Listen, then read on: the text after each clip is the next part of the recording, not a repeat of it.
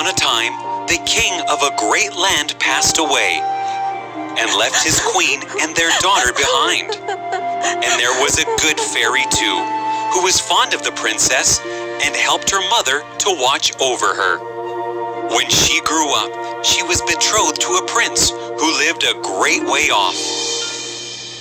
And as the time grew near for her to be married, she got ready to set off on her journey to his country. The mother packed all the jewels and royal garments for her daughter. My dear child, now take these jewels and precious stones with you, and be happy with your prince. And she gave her a waiting maid to ride with her, and gave her into the bridegroom's hands, and each had a horse for the journey. Now the princess's horse was the fairy's gift, and it was called Falada, and could speak. Oh wait, I have something else for you. The fairy took a pair of scissors and cut a lock of her hair.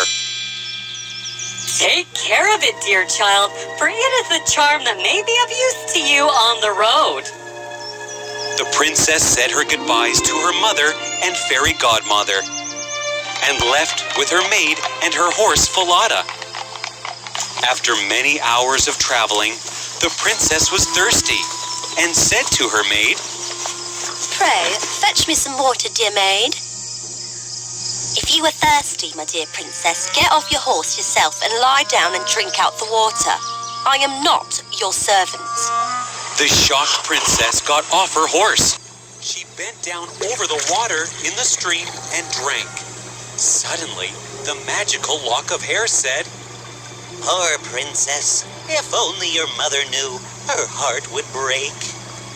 But the king's daughter was humble, said nothing, and mounted her horse again. After more hours of traveling, she was thirsty once more, and when they came to a stream of water, she said to her maid, Pray, fetch me some water, dear maid. As I said, get it yourself. Again, the princess got off her horse. She bent down over the water in the stream and drank. Then the lock of hair said, If only your mother knew, her heart would break. The maid is not obedient. But be careful, princess. Don't bend so much. Oh, I am falling into the river. The lock of hair fell out of her pocket and floated away with the water. Then the maid said, Ha ha ha. Now you are weak and powerless. From now on, I give the orders and you must obey me. Now take off your dress and give it to me and you will wear mine. I am now the princess, and if you tell anybody about this, you will regret it. The maid wore the princess's dress and mounted her horse Falada, and the true bride rode the bad horse. Finally, they arrived at the royal palace. The prince went to meet them and took the maid as his would-be bride. Welcome to the palace, my dear princess. I am so happy to be here. Who is this girl? She's my maid. She is my companion, but I don't like her. I was wondering, Prince, if you have some work for her. Well, I don't have any work for her, but I have a little boy named Kurtkin who could take care of the geese. She may help him. Oh, and Prince, I need another favor. Please, get rid of the horse on which I rode here. I almost fell on the road because of him.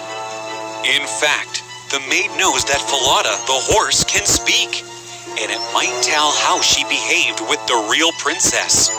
She carried her point, and the faithful Falada was killed. But when the true princess heard of it, she wept and begged the man to nail up Falada's head against a large dark gate of the city, through which she had to pass every morning and evening, that there she might still see him sometimes. As you wish, dear. And he nailed the head up under the dark gate. Early the next morning, as she and Kurtkin went out through the gate, she said sorrowfully, Falada, Falada, there thou hangest. Bride, bride, there thou gangest. Alas, alas, if thy mother knew it, sadly, sadly, she would rue it. Then they went out of the city and drove the geese on. And when she came to the meadow, she sat down upon a bank there and let down her waving locks of hair, which were all of pure silver. And when Curdken saw it glitter in the sun, he ran up and would have pulled some of her locks out, but she cried, Blow, breezes, blow. Let Curdken's hat go. Blow, breezes, blow. Let him after it go. O'er hills, dales, and rocks, away be it whirled, till the silvery locks all are combed and curled. Then there came a wind so strong that it blew off Curdken's hat, and away it flew over the hills, and he was forced to turn and run after it. By the time he came back, she had done combing and curling her hair, and had put it up again safely. Then he was very angry and sulky, and would not speak to her at all. They watched the geese until it grew dark in the evening, and then drove them homewards. The same thing repeated for 2 days, and one evening, Curdken went to the old king complaining, I cannot have that strange girl to help me to keep the geese any longer. Instead of doing any good, she does nothing but tease me all day long. Curdken, I know you are not telling the entire story. Yell me what happened, or... Then the king made him tell him what had happened, and Curdken went on telling the king what had happened. You carry on with your work. I'll look into the matter. When morning came, the king placed himself behind the dark gate and heard how the princess spoke to Falada and how Falada answered. Then he went into the field and hid himself in a bush by the meadow side. And he soon saw with his own eyes how she let down her hair that glittered in the sun. And then he heard her say, Blow, breezes, blow. Let Curdken's hat go. Blow, breezes, blow. Let him after it go. Over hills, dales, and rocks, away be it whirled, till the silvery locks are all combed and curled. And soon came a gale of wind and carried away Curdken's hat, and away went Curdken after it, while the girl went on combing and curling her hair. All this time the old king saw, so he went home without being seen. And when the little Goose Girl came back in the evening, the king called her aside and asked her why she did this so, but she burst into tears. That I must not tell you or any man, or I shall lose my life. But the old king begged so hard that she had no peace till she had told him all the tale, from beginning to end, word for word. And it was very lucky for her that she did so. No harm shall come upon you, dear princess. I will right the wrong done to you. Now I want you to get dressed as the princess would. When she did, he gazed on her with wonder. She was so beautiful.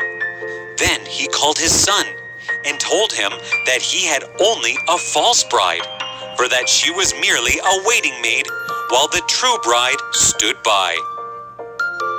She is your true bride, my son. Then I must be very lucky, father.